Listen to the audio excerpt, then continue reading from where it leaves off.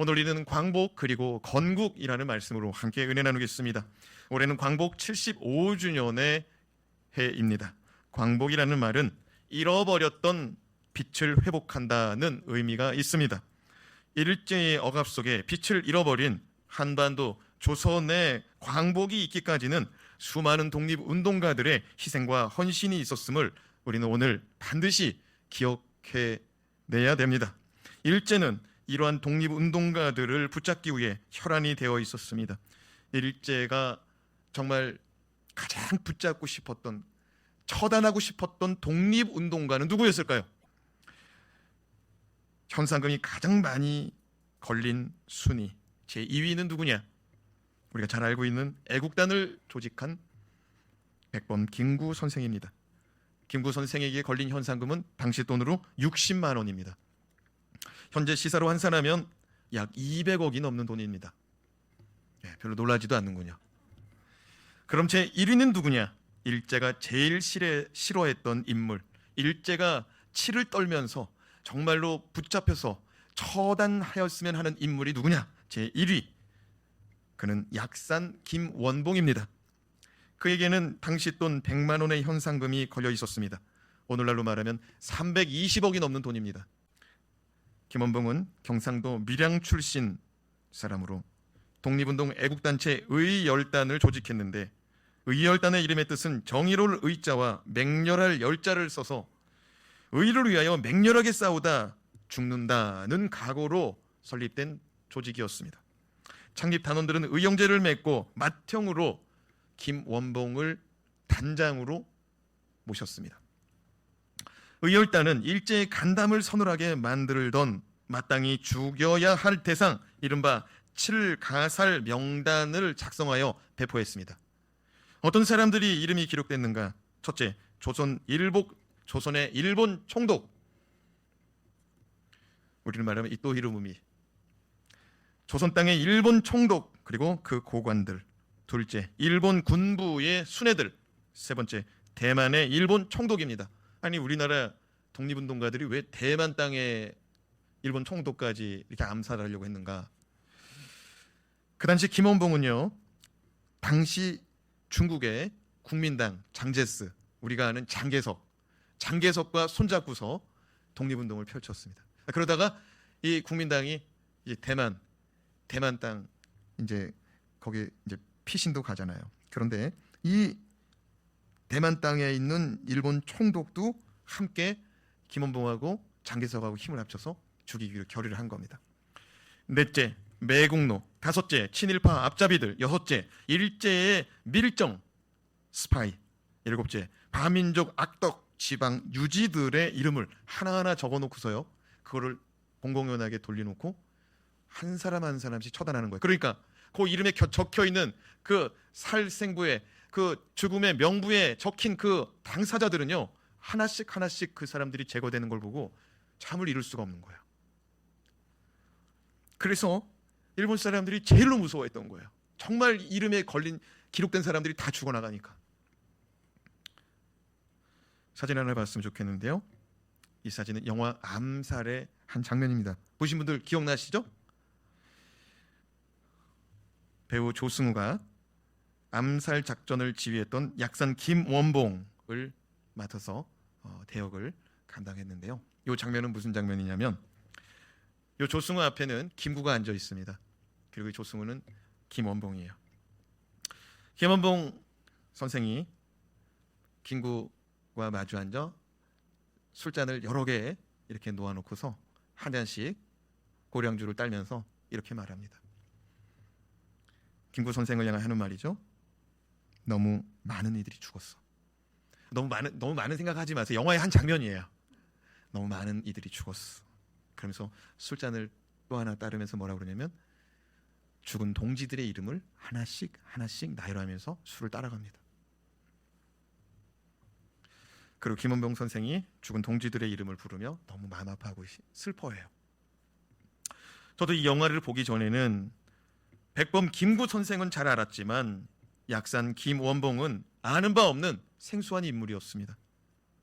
그럴 수밖에 없었던 것이 1945년 8월 15일 일본이 패망하고 대한민국에 광복이 찾아왔을 때 전 세계에 흩어져 있던 독립운동가들이 뭐 유라시아와 그리고 만주 그리고 뭐 미국 여러 곳에 흩어져서 독립운동하던 사람들이 다시 우리나라 대한민국 조선 땅을 밟고 돌아왔습니다. 그러나 그들은 다시 이 고국을 떠날 수밖에 없었습니다. 왜냐하면 당시 2차 세계대전에서 승리한 미군은 대한민국의 치안 유지를 목적으로 친일파 경찰들을 청산하지 않고 대한민국 경찰로 그냥 사용할 수밖에 없었어요. 그들을 채용할 수밖에 없었어요. 왜냐하면 없어요. 우리나라의 모든 인재들은 일본에 충성하지 않고는 남을 수가 없는 거예요. 나머지는 다 독립운동하던 사람들이기 때문에. 그런데 문제는 그때 독립운동하던 사람들이 이념의 갈등이 있었기 때문에 그들을 사상검증을 다 하고 나서 채용할 수가 없었던 거예요. 그때 김원봉, 독립운동가 김원봉은 친일파 출신 경찰 노독설에게 끌려가 모진 고문과 수치를 받고 3일 동안 눈물로 지새우며 이렇게 말했답니다. 내가 독립운동할 때에도 이런 수모는 받지 않았는데 해방되고 어떻게 친일파에게 이런 수모를 받을 수 있는가? 그래서 김원봉은 그 당시 친분 관계도 없던 공산주의자 김일성이 점령하고 있는 북한 땅으로 월북 망명합니다. 남한에서는 독립운동가 김원봉을 그때부터 월북한 빨갱이라고 비난하고 비방하였습니다. 북한에서는 김원봉이 스타가 되었어요. 그래서 권력 서열 3위까지 올라갑니다. 그리고 6.25 전쟁 다 거치고요. 1958년 그는 안타깝게도 숙청되고 맙니다. 무슨 말이냐면요, 공산 정권이 김일성 정권이 완전히 세워지고 나서는요 필요가 없는 거예요. 서서히 권력에서 밀려나다가 보니까 김원봉이 김일성 정권을 부정하기 시작합니다. 비난하기 시작합니다. 1958년 10월 김원봉은 반동 분자라는 죄명을 쓰고 공개적 수청을 당하고 죽음을 맞이합니다. 약산 김원봉은 그렇게 역사 속에서 남과 북에서 다 잊혀지게 됩니다. 해방 이후 나라의 지도자라고 할 수 있는 많은 독립운동가들은 나라를 재건함에 있어서 민주주의냐 공산주의냐의 갈등을 겪게 됩니다. 모두가 새로이 세워지는 조선, 새로이 세워지는 나라가 바로 서도록 걱정하고 주장한 것이지요. 결국 남한은 민주주의를 택하였고 북한은 공산주의를 택하였습니다. 민주주의를 택한 우리는 신앙의 자유와 표현의 자유, 이것을 누릴 수 있는 것이 얼마나 큰 은혜인지 저 북녘 땅을 바라보며 우리는 오늘 또 뼈저리게 느끼게 됩니다. 어서 속히 저 북녘 땅의 사람들도 예배의 자유, 신앙의 자유가 주어지길 주님의 이름으로 함께 기도합시다. 오늘 말씀은 애굽 이집트의 식민 지배를 400년 넘게 받아온 이스라엘 백성 히브리인들을 하나님께서 출애굽시켜주는 사건의 말씀입니다. 하나님께서는 모세를 부르시고 어둠 속에서 고통받고 억압받고 있는 이스라엘 백성들을 건져내시고 애굽에서 나와 광야를 지나 가나안 땅에 이르러 하나님의 나라 이스라엘을 세우기 원하십니다. 자, 그렇다면 고난과 억압에서 구원하시고 세우실 하나님의 나라는 어떤 나라일까요? 첫 번째, 서로 돕고 살아가는 나라입니다. 서로 돕고 살아가는 나라를 하나님이 꿈꾸셨던 것입니다. 1절 말씀을 같이 읽겠습니다. 시작. 너는 가서 이스라엘의 장로들을 모으고 그들에게 이르기를 여호와 너희 조상의 하나님 곧 아브라함과 이삭과 야곱의 하나님이 내게 나타나 이르시되 내가 너희를 돌보아 너희가 애굽에서 당한 일을 확실히 보았노라. 하나님은 말씀합니다. 너희가 애굽에서 당한 일을 내가 확실히 보았다. 그리고 내가 너희를 구원해내겠다. 할렐루야. 하나님은 우리가 지금 코로나 폭우로 그리고 이 경제적인 어려움과 역경 속에서 취업의 난국 속에서 치열한 공부의 현장 가운데 하나님 외면하지 않고 다 지켜보는 줄로 믿으시기 바랍니다. 하나님 뭐라고요? 내가 확실히 보았노라. 내가 너희를 돌보았노라. 하나님은 모세에게 이스라엘 장로들을 불러 모아놓고 그 장로들에게 내가 누구인지 얘기하라고 말합니다. 하나님은 모세에게 말합니다. 나는 너희의 조상 아브라함의 하나님, 이삭의 하나님, 야곱의 하나님이라고 말합니다. 그리고 이 출애굽의 계획, 그리고 이스라엘 건국의 계획을 모세를 통하여 장로들에게 가르쳐주라고 말합니다. 애굽 땅의 이스라엘 백성은 어려서부터 부모에게 하나님에 대한 말씀을 듣고 자라났습니다. 그들의 뿌리인 아브라함의 하나님, 아브라함이 만난 하나님, 이삭이 만난 하나님, 야곱이 만난 하나님, 그리고 야곱의 12아들, 그 가운데 애굽의 총리되었던 요셉이 만난 하나님. 성경의 역사요, 믿음의 역사를 그 부모들이 가르쳐 준 거죠. 마치 우리가 자녀와 자손들에게 말합니다. 너희 할아버지 이름은 무슨 자 무슨 자를 쓰신다. 너희 할머니의 이름은 무슨 자 무슨 자를 쓰신다. 여기 이 사진이 너희 할아버지다. 여기 이 사진이 너희 증조 할머니 사진이다. 우리가 자녀들에게 가르쳐요. 그게 역사죠. 그게 뿌리고. 이렇게 400년 동안 노예살이 하면서도 그들은 자신들의 뿌리, 자신들의 신앙관을 자녀들과 자손들에게 다 가르쳐주고 있었던 것입니다. 이스라엘 백성은 하나님의 말씀, 아브라함이 하나님, 이삭이 하나님, 야곱에 대한 하나님의 말씀을 들을 때에 직감적으로 하나님의 때가 되었다라는 것을 알 수 있었습니다. 그들은 하나님께서 이제 자신들을 애굽 땅에서 건져내시려고 하나 보다. 왜요? 창세기에 보면 하나님이 뭐라고 그랬어요? 아브라함에게 너는 너의 자손이 4대 만에 애굽에서 돌아오리라는 말씀. 그 말씀을 아브라함에게 주시고 아브라함이 이삭에게, 이삭이 야곱에게, 야곱이 요셉의 자녀들에게. 그리고 요셉이 잠들 때 뭐라고 그래요? 하나님께서 너희를 이 땅에서 약속의 땅으로 인도해낼 때 내 해골을 메고 내 주검을 들고 약속의 땅으로 같이 가다오. 그렇게 유언을 남기고 죽거든요. 그렇게 요셉의 자녀들은, 자손들은 당시 총리였잖아요. 얼마나 권세가 있었습니까? 그 총리의 말을 그걸 기억할 수밖에 없는 거예요. 그 먼 세대 400년 지났지만 그걸 기억할 수밖에 없는 거죠. 때가 된 거예요. 실제로요, 모세와 이스라엘 백성은요, 요셉의 해골을 메고 나갑니다. 총리 되었던 요셉의 해골을 들고 나가요. 그 유언을 그때까지 기억하고 있는 거예요. 400년이 넘는 시간 가운데도.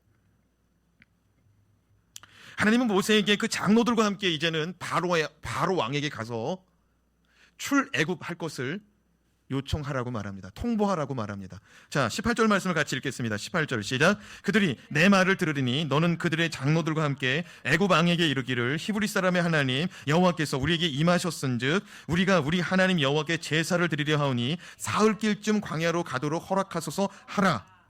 모세는 애굽 왕 바로 왕을 만날 때에 혼자 가지 않았습니다. 하나님의 말씀대로 장로들과 함께 갔습니다. 하나님은 모세 한 사람을 통해서가 아니라 모두가 함께 하나님의 나라를 세워가기를 원하셨습니다. 여러분, 모세 정도, 정말 모세 정도라면은요, 혼자 가도 되는 거예요. 왜냐면은 모세는요, 지팡이를 던졌더니 뱀이 되고요, 그 뱀 꼬리를 잡았더니 다시 지팡이로 변해버리고요, 모세가 손을 들어 기도하니 애굽에 재앙들이 내리고요, 그죠? 홍해바다가 갈려지고요, 그죠? 모세 한 사람만으로도, 그리고 뭐예요? 모세가 반석을 치니 반석에서 샘이 솟아나고요. 모세 한 사람만으로도 출애굽은 가능합니다. 그런데 하나님은요, 장로들과 함께 가라는 거예요. 이스라엘 백성의 지도자들, 리더십들하고 같이 이 출애굽의 역사를 완성하고 새로 세워질 이스라엘 나라, 건국도 함께 하라는 거예요. 사람은 아무리 뛰어나도 혼자 살 수 없습니다. 함께 살아가야 합니다. 부족한 사람은 더더욱 함께 의지하고 서로 돕고 살아가야 합니다.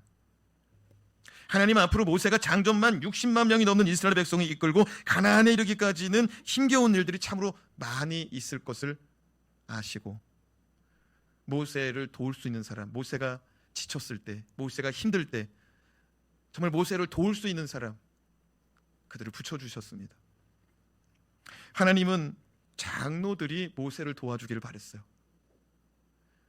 그리고 모세가 장로들을 잘 건사해서 그 리더십들을 통해 그의 장로들이 그 족속을 잘 이끌어내기를 바랬어요.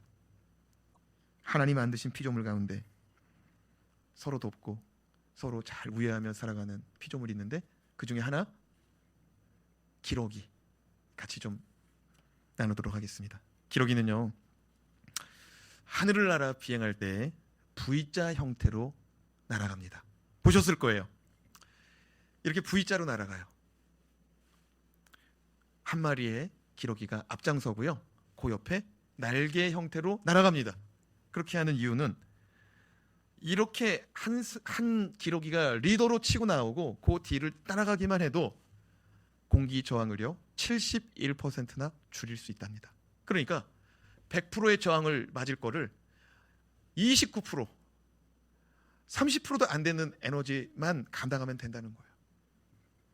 때문에 V자 대열로 무리지어 날아 멀리 멀리 적은 힘을 가지고 멀리 멀리 날아가는 것이죠. 그러나 대열을 이탈하여 어떤 기러기가 혼자 떨어져 날게 되면 그 순간 심한 공기 저항을 느끼면서 공동체의 중요성을 그냥 느껴버린답니다. 그래서 이탈됐던 자가 얼른 돌아오는 거예요. 오라고 하지 않아도. 그러면서 그 이탈됐던 기러기가 이렇게 말합니다. 내가 잘못했어요. 저 좀 데려가 주세요. 그러면 그 기러기가 이렇게 말한대요. 끼르륵 끼르륵 끼르륵. 그러면 옆에서 얼른 돌아오라고 끼르륵 끼르륵 끼르륵 끼르륵 끼르륵. 사랑하는 여러분, 기러기들이 얼마나 또 우애가 있는지 몰라요. 맨 앞에 날던 자가 마파람 혼자 맞으니까 얼마나 힘들겠어요. 오랜 시간 동안 비행하느라고, 날개짓 하느라고. 그러면 나 힘들어 그러면은요 기러기들이 그런데요, 뒤로 와 뒤로 와. 그래서 선두가요 뒤로 돌아서 중간에 딱 들어간다는 거야. 그러면 중간에 딱 들어가면 기러기 두 마리가 딱 붙어준대요. 그래서 힘내라고 또 응원을 한다는 거예요. 그리고 맨 앞에 빈자리 공백이 생기잖아요. 그럼 중간에 있던 자가 앞으로 튀어나간다는 거예요. 이번엔 내가 마파람을 맞겠다는 거예요. 그렇게 우애 있게 지냅니다. 그러다가 어떤 기러기가 병에 걸리기라도 하면은요, 또 그 병든 기러기를 위해서 두 마리의 기러기가 또 옆에 붙어준대요. 그럼 또 힘내라고 우리가 있다고 또 이렇게 말한다는 거예요. 어떻게 말할까요? 끼르륵 끼르륵 끼르륵. 그런데 그렇게 도와가는데도 병이 낫질 않고 지쳐가면은 공동체, 좀 전에 날던 그 무리들 있잖아요. 그 무리들 전체가 땅에 내려와 버린대요. 그 아픈 기러기를 위해서. 그리고 그 기러기가 다 회복될 때까지 거기 머물다는 거예요. 그리고 다시 일어나서 날아간다는 거예요. 아름답죠? 여러분, 성도가 고난을 당할 때 그 고난을 혼자 감당하는 것은 쉽지가 않습니다. 그러나 함께 누군가가 옆에 있어 준다면 능히 이겨내고 감당해낼 줄로 믿습니다. 전도서 4장 12절 말씀을 우리가 마음을 담아 함께 읽어보겠습니다. 한 사람이면 패하겠거니와 두 사람이면 능히 당하나니 삼겹줄은 쉽게 끊어지지 아니하느니라. 정말 힘든 역경의 고난은 옆에 누가 있어주기만 해도 도움이 되더라고요. 여러분 기억하십시오. 배우자가 직장의 일로, 자녀가 힘든 일로 인하여 괴로워하거든 가정이 하나 될 수 있는 좋은 기회다. 가정이 정말 사랑을 나누고 정말 우애를 나눌 수 있는 좋은 기회다. 여기시기 바랍니다. 오늘 가족이 힘들어하는 그 일을 경청해 보시기 바랍니다. 요즘 우리 가족이 무엇을 고민하고 힘겨워하시는지 한번 물어보시기 바랍니다. 가족의 입장이 되어서 그 마음을 헤아려주고, 그저 그냥 밥 먹는 식탁에서 나는 밥을 먹었을지라도 그냥 그 옆에 앉아주는 거죠. 시간이 지나 그 모든 역경이 지나가고 극복되었을 때, 그때 우리는 전우애가 생기는 거예요. 전우애가. 모든 난관과 역경을 극복하였을 때, 그때 우리는 진정으로 하나 되어가는 우리의 모습을 볼 수 있을 것입니다. 교회도 마찬가지입니다. 직장도 마찬가지입니다. 모세가 애굽의 젊은 왕자였을 때 그는 자기의 힘과 자기의 높은 지위와 권세를 가지고 자기 동포 히브리 민족을 돕고자 했습니다. 근데 그들이 거부하더라고요. 그들이 거절해요.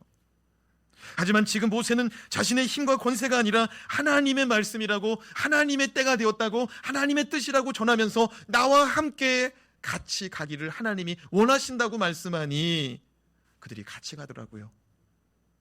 모세가 잘난 것 가지고 이끌어내려고 하니까 너 혼자 하라고, 됐다고 거절하더니 하나님이 그렇게 하기를 원한다고, 이건 하나님의 뜻이라고 하니 그들이 따라가더라고요.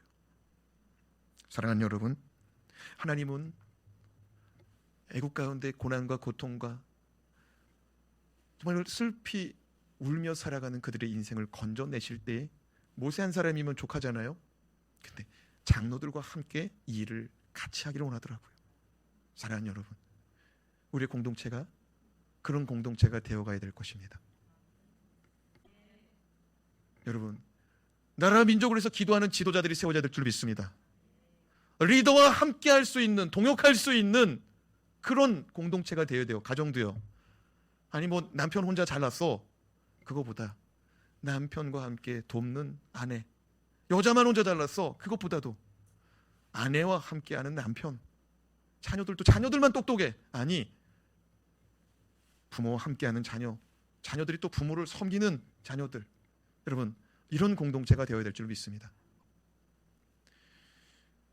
두 번째로 하나님을 예배하는 나라가 되어야 됩니다. 하나님이 원하시는 거는요, 하나님이 출애굽을 시키고 하나님이 가나안 땅에 이스라엘을 세우기 원하는 목적은 뭐냐면 예배하는 나라를 세우기 원하는 거예요. 어떤 나라? 예배하는 나라. 18절 말씀 같이 읽어요. 시작. 그들이 내 말을 들으리니 너는 그들의 장로들과 함께 애굽 왕에게 이르기를 히브리 사람의 하나님 여호와께서 우리에게 임하셨은즉 우리가 우리 하나님 여호와께 제사를 드리려 하오니 사흘길쯤 광야로 가도록 허락하소서 하라. 하나님은 모세에게 장로들과 함께 바로 왕을 만나라고 말씀하십니다. 너 혼자 가지 말고 장로들과 함께 가라. 출애굽을 하는 가운데 장로들과 함께 가라. 여러분 출애굽하고 광야 생활 속에서도 모세는 장로들하고 같이 논의하고 또 전쟁이 났을 때도 병사들을 동원할 때도 어떤 중요한 일을 논의할 때도 장로들과 함께 합니다. 하나님은 모세에게 장로들과 함께 바로를 만나서 이렇게 말하라고 합니다. 히브리 사람의 하나님 여호와 하나님께 제사 드리려 하오니 우리를 사흘길쯤 떨어진 광야에 가서 제사하게 예배하게 하소서. 자, 여기서 몇 가지 우리가 살펴볼 점이 있는데, 먼저 히브리 사람입니다. 히브리 사람은 아브라함의 후손을 말합니다. 창세기 14장 13절에 보면은요, 히브리 사람이라는 용어가 처음 등장하는데 히브리라는 말은 건너온 사람이란 뜻이에요. 따라합시다. 건너온 사람. 어디서 건너왔냐면 유프라테스 강, 티그리스 강을 건너서, 그러니까 지금의 지금의 이라크 땅에서 티그리스 유프라테스 강을 넘어 터키 땅을 밟고 터키 하란 땅에서 가나안 땅으로 올라온 거예요. 그래서 저 강을 건너온 사람이다. 저 큰 강을 건너온 사람이다. 그래서 강 건넌 사람 히브리 사람이라고 불렀습니다. 창세기 14장 13절 말씀 같이 한번 읽어봅시다. 시작. 도망한 자가 와서 히브리 사람 아브라함에게 알리니 그때 아브라함이 아므리 족속 마므리 상수리 숲을 근처에 거주하였으므로 마므리는 에스골의 형제 또 아넬의 형제라. 이들은 아브라함과 동맹한 사람들이라. 아브라함과 동맹한 사람들은, 아브라함을 아는 사람들은 아브라함을 이렇게 말했어요. 히브리 사람이라고. 모세는 애굽 왕 바로에게 히브리 사람들이 애굽에서 나와 3일길쯤 떨어진 광야에서 하나님께 제사 드려야 되니까 보내달라, 내보내달라 이렇게 요청합니다. 여러분 3일길을 걸어간다. 애굽에서 3일길을 걸어가면 도착하는 곳이 어디냐? 호렙산입니다. 신의 산이에요. 신의 산. 그것은 하나님의 말씀을 받은 곳이고요. 십계명. 그것은 하나님의 율법을 받은 곳입니다. 그곳에서 그들은 하나님의 백성 언약을 맺게 됩니다. 그리고 하나님만을 섬기기로 그들은 다짐하고 맹세합니다. 하나님은 친히 내가 너희의 하나님이 되어주겠다고 약속하십니다. 그곳에서 예배는 우리는 더 이상 바로의 신, 애굽의 신들을 섬기지 않고 하나님만을 섬기겠다는 신앙 고백의 자리가 됩니다. 그리고 더 이상은 애굽 왕 바로의 백성이 아니라 우리는 하나님의 백성입니다 라고 선언하는 자리가 3일길 떨어진 시내산, 호렙산, 율법을 받은, 말씀을 받은, 말씀의 언약, 피의 언약을 받은 자리가 바로 그 3일길 떨어진 시내산이에요. 사랑하는 여러분, 광복이라는 것은요, 어두운 가운데 빛을 다시 회복하였다는 거예요. 본래 이스라엘 백성은 노예가 아니었습니다. 아브라함의 자손들은 노예가 아니었습니다. 그들은 애굽에 거주하면서 노예로 살게 되었던 거예요. 얼마나 힘들었던지 하나님께서 그들의 울부짖는 소리를, 그들의 고통의 소리를, 그들의 신음소리를 내가 들었다는 거예요. 내가 보았다는 거예요. 내가 확실히 보았다는 거예요. 그래서 이제 너희들을 내가 건져내겠다는 거예요. 하나님 아브라함에게 약속했습니다. 너희 자손은 4대 만에 돌아오리라. 애굽에서 노예로 섬기다가 4대 만에 돌아오리라. 정말 4대가 지나서 돌아오는 거예요. 근데 그들이 돌아올 때 하나님은 어둠 가운데서 애굽의 억압, 바로의 채찍, 노동의 이런 극심한 고통 가운데 건져내잖아요. 우리나라 일제치하 때 얼마나 많은 사람들이 일본에 끌려가서 탄광에 들어가서, 그렇죠? 군함도라는 영화, 얼마나 고생이 많아요. 또 전쟁에 또 전쟁 물자를 다 제공하기 위해서 집에 있는 의복, 뭐 구리, 놋, 그거 다 공출해야 되고, 그렇죠?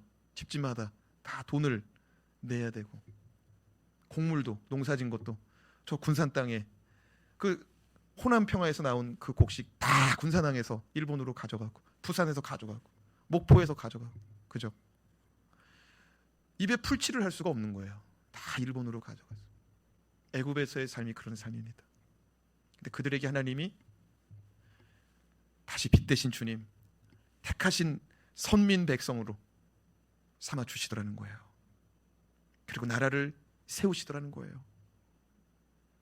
사랑하는 여러분, 하나님은 예배하기 위해서 나가야 된다는 거예요. 그러니까 바로 왕한테 당당히 말하라는 거예요. 우리는 여호와 하나님께 예배하러 가야 된다고 말해야 된다는 거예요. 사랑하는 여러분, 직장에서도 우리는 예배 드려야 된다고 말할 수 있기를 바랍니다. 학교에서도 예배 드려야 된다고 말할 수 있어야 돼요. 우리의 존재의 목적, 예배 드리는 자예요. 그리고 누군가 예배 드리는 거에 대해서 뭐라고 하잖아요. 그 예배 드리기 위해서 정말로 남들보다 더 열심히 일하시기 바랍니다. 더 열심히 공부하시기 바랍니다. 1948년, 사랑하는 여러분, 해방이 언제 됐죠? 광복이 언제죠? 몇 년도죠? 1900? 갑자기 물어보니까 헷갈리죠. 제가 48년 꺼내놓고 또 물어보니까 1945년이죠. 1945년. 1945년 8월 15일이 해방되고 광복되던 날인데 3년이 채 못 된 시간, 1948년 5월 31일, 그러니까 이제 광복절 돌아오려면 2달 정도 더 있어야 돼요. 2달 보름이 더 있어야 되는 거죠. 3년이 채 못 된 시간 속에 1948년 5월 31일 우리나라는 재헌국회가 처음 열립니다. 재헌국회라는 것은 헌법을 제정하기 위한 국회, 지금 여의도에 있는 저 국회, 지금 9월에 또 개원을 한다고 그러더라고요. 후반기. 그 제 몇 회 국회가 개원됐다, 그 의장이 망치치고 개회를 선언하잖아요. 우리나라 제일 처음 제1회 개헌이 1948년 5월 31일인데 이날 참 의미 깊은 일이 있었습니다. 뭐냐면 당시 임시 국회의장이었던 이승만 박사는 198명의 국회의원이 모인 자리에서 이렇게 말하였습니다.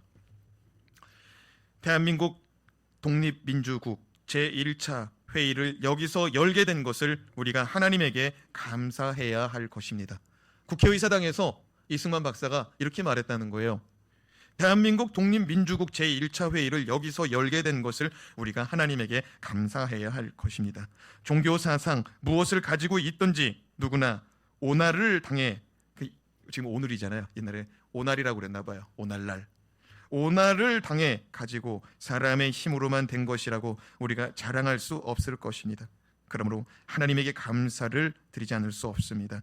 나는 먼저 우리가 다 성심으로 일어서서 하나님에게 우리가 감사를 들을 터인데, 이윤영 의원이 나오셔서 간단한 말씀으로 하나님에게 기도를 올려주시기를 바랍니다. 이윤영 의원이 누구냐? 이윤영 의원은 당시 국회의원이면서 감리교 목사였습니다. 이윤영 의원은 국회 단상에 나와 이렇게 하나님께 감사의 고백과 기도를 하였다고 합니다. 이것은 국회 본회의 속기록에 지금도 기록되고 있다고 합니다. 그러니까 이승만 대통령이 좀 전에 얘기한 거, 의사진행 발언, 그거 기록되고, 자, 이윤영 의원의 기도문도 기록되어 있다는 거예요. 자, 같이 한번 읽어볼까요? 시작. 우주와 만물을 창조하시고 인간의 역사를 섭리하시는 하나님이시여, 이 민족을 돌아보시고 이 땅에 축복하셔서 감사에 넘치는 오늘이 있게 하심을 주님께 저희들은 성심으로 감사하나이다. 오랜 시일 동안 이 민족의 고통과 호소를 들으시사 정의의 칼을 빼서 일제의 폭력을 급히시사 하나님은 이제 세계 만방의 양심을 움직이시고 또한 우리 민족의 염원을 들으심으로 이 기쁜 역사적 환희의 날을 이 시간에 우리에게 오게 하심은 하나님의 섭리가 세계 만방에 성시하신 것으로 저희들은 믿나이다. 하나님이시여, 이로부터 남북이 둘로 갈리어진 이 민족의 어려운 고통과 수치를 신원하여 주시고, 우리 민족 우리 동포가 손을 같이 잡고 웃으며 노래 부르는 날이 우리 앞에 속히 오기를 기도하나이다. 하나님이시여, 원치 아니한 민생의 도탄은 길면 길수록 이 땅에 악마의 권세가 확대되나 하나님의 거룩하신 영광은 이 땅에 오지 않을 수밖에 없을 줄 저희들은 생각하나이다. 원컨대 우리 조선 독립과 함께 남북 통일을 주시옵고, 또한 우리 민생의 복락과 아울러 세계 평화를 허락하여 주시옵소서. 이 모든 말씀을 주 예수 그리스도의 이름을 받들어 기도하나이다. 아멘. 사랑하는 여러분, 이 나라는요, 광복 이후에 기도로 세워진 나라입니다. 할렐루야. 이게 복이에요. 사랑하는 여러분, 광복 이후에 나라를 잘 세워보겠다고 독립운동가들이 서로 외쳤습니다. 공산주의, 사회주의로 나라가 세워져야 됩니다. 모두가 잘 사는 나라가 될 수가 있습니다. 또 한쪽에서는 민주주의, 자유민주주의가 돼야 됩니다. 그래야 나라가 바로 세워질 수 있습니다. 사랑하는 여러분, 광복 이후에는 잘 몰랐어요. 이념의 갈등이 어떤 결과를 초래할지 잘 몰랐어요. 그러나 지금 우리는 잘 알고 있어요. 저 북녘 땅에 김일성과 함께한 자들이 사회주의, 공산주의를 택하고 어떤 결과가 지금 초래했습니까? 자유가 없어요. 표현의 자유가 없어요. 신앙의 자유, 예배의 자유가 없어요. 사랑하는 여러분, 우리는 삼위일체 신앙관이 있습니다. 성부 하나님, 성자 하나님, 성령 하나님이 다 하나님이시라는 거예요. 동의하시면 아멘. 우리는 그 하나님을 예배하는 자리가 바로 이 자리입니다. 우리는 사람을 섬기지 않고 하나님을 섬기겠다고 고백하고 다짐하는 자리가 이 예배의 자리입니다. 주일 예배는 그렇게 중요한 거예요. 모든 공예배는 그렇게 중요한 거예요. 우리는 사람의 통치, 사람의 말을 따르는 자들이 아니라 하나님의 통치, 하나님의 말씀을 따르는 사람입니다. 그렇게 고백하고 예배하는 거예요. 그러나 저 북녘 땅은 삼위일체를 빗대어서 주체사상을 가져왔습니다. 주체사상이 무엇이냐? 간단하게 말하면 하나님이 계신 자리에 김일성이 서는 것입니다. 김일성 주석과 당과, 당은 공산당이죠. 김일성 주석과 당과 인민이 하나라는 개념이 주체사상이에요. 그래서 그들은 평양의 부흥, 평양의 예루살렘의 근원지라고 할 수 있는 평양의 장대현 교회를 헐어버리고 그 자리에 김일성 동상을 세워버렸어요. 지금도 그 자리 서 있죠. 그 자리가 예배당이었어요. 사랑하는 여러분, 사람이 주인이 되는 것이 아니라, 사람이 중심이 아니라 하나님의 말씀, 하나님 중심, 하나님께 예배하는 나라가 되어야 될 줄로 믿습니다. 이 나라가 왜 이렇게 발전이 되고 왜 이렇게 세계 속에서 유례없는 헐벗고 굶주려서 한 끼를 먹으려고 그렇게 애를 쓰고 고생해서 살던 자들이 이제는 음식물 쓰레기가 세계에서 제일 많이 버려지는 나라 중에 하나예요. 그렇게 부유하게 먹고 살도록 하나님이 은혜 주신 이유가 뭘까요? 예배하기 때문인 줄로 믿습니다. 하나님을 섬기기 때문인 줄로 믿습니다. 김일성 주석을 섬기고 주체사상을 신봉하고 공산당의 말이라면 하나같이 다 당원증 보여들고 충성맹세하고, 이게 아니에요.